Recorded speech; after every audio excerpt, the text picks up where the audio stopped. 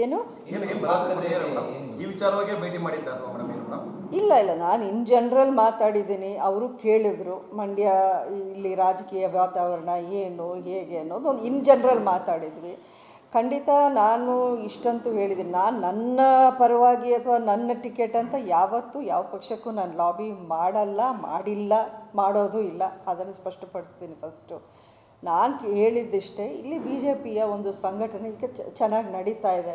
ನಾವು ಕಳೆದ ಅಸೆಂಬ್ಲಿ ಎಲೆಕ್ಷನ್ಗಿಂತಲೂ ಈ ಅಸೆಂಬ್ಲಿ ಚುನಾವಣೆಯಲ್ಲಿ ತುಂಬ ವೋಟ್ ನಂಬರ್ ನಮಗೆ ಚೆನ್ನಾಗಿ ಬಂದಿದೆ ಈ ಸಲ. ತುಂಬ ಅದು ಒಂದು ಹೋಪ್ಫುಲ್ ಅನ್ನೋ ರೀತಿಯಲ್ಲಿ ವಾತಾವರಣ ಇದೆ. ಬಿ ಜೆ ಪಿಗೆ ಚೆನ್ನಾಗಿದೆ. ನಾವು ಬಿ ಜೆ ಪಿಗೆ ಉಳಿಸ್ಕೊಂಡ್ರೆ ನಮ್ಮ ಪಕ್ಷವನ್ನು ಇಲ್ಲಿ ಕಟ್ಟೋಕ್ಕೆ ಒಂದು ಒಳ್ಳೆಯ ಅವಕಾಶ ಆಗುತ್ತೆ ಅನ್ನೋಂಥ ಮಾತನ್ನು ನಾನು ಹೇಳಿದ್ದೀನಿ. ನೋಡೋಣ ಅವ್ರೇನು ಡಿಸೈಡ್ ಮಾಡ್ತಾರೆ ಏನು. ಅದು ಅದರ ನಾರ್ಮ್ಸ್ ಏನು ಅಂತ ನಾನು ಇನ್ನು ತಿಳ್ಕೊಬೇಕಾಗಿದೆ.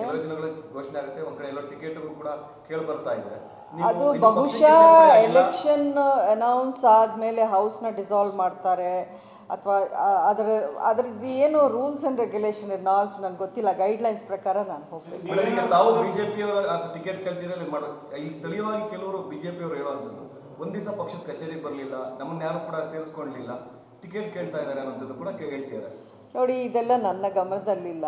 ಅವರು ಅಲ್ಲಲ್ಲ, ಇದೆಲ್ಲ ತುಂಬ ಸಿಲ್ಲಿ ರೀಸನ್ಸ್ ಆಗಿ ನನಗೆ ಕಾಣ್ತಾ ಇದೆ. ಸ್ಪಷ್ಟವಾಗಿ ಇಂಡಿಪೆಂಡೆಂಟ್ ಅಭ್ಯರ್ಥಿ ಅಂತ ಇದ್ದಾಗ ಒಂದು ಪಕ್ಷ ಸೇರೋ ಒಂದು ಟೆಕ್ನಿಕಲಿ ಅವಕಾಶ ಇಲ್ಲ ಅನ್ನೋದನ್ನು ನಾನು ತುಂಬ ಸ್ಪಷ್ಟವಾಗಿ ಚಿಕ್ಕ ಮಕ್ಕಳಿಗೆ ಹೇಳ್ದಂಗೆ ನಾನು ಹೇಳಿದ್ದೀನಿ. ಈ ಒಂದು ಡೈರೆಕ್ಷನ್ ನನಗೆ ಬಿ ಜೆ ಪಿ ಲೀಡರ್ಸಿಂದಾನೇ, ಹೈಕಮಾಂಡಿಂದಾನೇ ಬಂದಿದೆ. ನೀವು ಸ್ಪಷ್ಟವಾಗಿ ಹೇಳಿ, ಬಾಹ್ಯ ಬೆಂಬಲವನ್ನು ಕೊಡ್ತಾ ಇದ್ವಿ. ಯಾಕೆಂದರೆ ಟೆಕ್ನಿಕಲಿ ನೀವು ಪಾರ್ಟಿ ಸೇರೋ ಒಂದು ಅವಕಾಶ ಸದ್ಯಕ್ಕಿಲ್ಲ ಅನ್ನೋಂಥ ಮಾತನ್ನು ನನಗೆ ಜೆ ಪಿ ನಡ್ಡಾ ಅವರು ಸ್ಪಷ್ಟವಾಗಿ ಹೇಳಿತ್ತು. ಈ ಮಾತನ್ನು ಲಾಸ್ಟ್ ಟೈಮ್ ಕಳೆದ ವರ್ಷ ಅಸೆಂಬ್ಲಿ ಎಲೆಕ್ಷನ್ ಟೈಮಲ್ಲಿ. ಅವ್ರನ್ನ ತಮ್ಮ ಜೊತೆಗೆ ಸೇರಿಸ್ಕೊಂತ ಇಲ್ಲ, ಪಕ್ಷದ ಕಚೇರಿ ಯಾವುದಂತ ನಡೆದಂಥ ಸಭೆಯಲ್ಲೂ ಕೂಡ ಯಾವಾಗಲೂ ಹೋಗಿಲ್ಲ. ಇಲ್ಲ, ಪಕ್ಷದ ಕಚೇರಿಗೆ ಅವರು ಕರೆದಾಗ ಮಾತ್ರ ನಾನು ಹೋಗೋ ಅವಕಾಶ ಇರುತ್ತೆ. ನಾನು ಪಕ್ಷ ಸೇರೋವರೆಗೂ ಆ ಅವಕಾಶ ನನಗಿರಲ್ಲ. ಆ ಇನ್ವಿಟೇಷನ್ನು ಪಕ್ಷದ ವತಿಯಿಂದ ಬರಬೇಕು. ಇಲ್ಲ ಇಲ್ಲ, ಇದು ಮೇ ಬಿ ಅದು ಯಾರಾದರೂ ಹೇಳಿಸ್ತಿದಾರೋ ಏನೋ, ಇದರಲ್ಲಿ ಏನೋ ಗೊಂದಲ ನನಗೆ ಗೊತ್ತಿಲ್ಲ. ಅಂಥದ್ದು ನನಗೆ ಗೊತ್ತಿರೋ ಮಟ್ಟಿಗೆ ಏನಿಲ್ಲ. ಪಕ್ಷದ ಲೀಡರ್ಸ್ ಎಲ್ಲರೂ ನನ್ನ ಟಚ್ಚಲ್ಲಿದ್ದಾರೆ. ನಮ್ಮ ಲಾಸ್ಟ್ ಎಲೆಕ್ಷನಲ್ಲಿ ನಿಂತು ಡಿಫೀಟೆಡ್ MLA ಕ್ಯಾಂಡಿಡೇಟ್ಸ್ ಯಾರಿದ್ದಾರೆ ಅವರೆಲ್ಲ ನಮ್ಮ ಮನೆಗೆ ಬಂದಿದ್ದಾರೆ.